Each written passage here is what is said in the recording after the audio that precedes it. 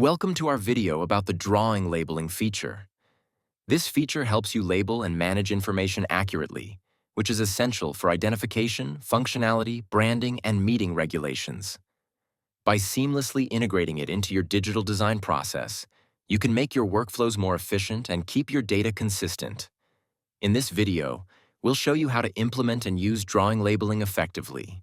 After the part has been prepared on the platform with support, you can, for example, add a company logo to the part. To do this, open the Edit mode and select the Label function in the menu bar.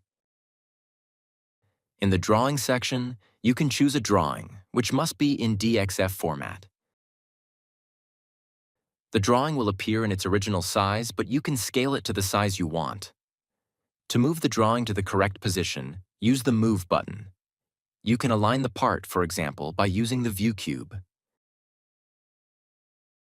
Once the drawing is in the desired position, you can set its height and choose whether to add it to the part as an raised or engraved feature. Click the Apply button to permanently add the drawing to the part. If support has already been planned for the part, you will be notified and can decide whether to remove the support or continue with the support.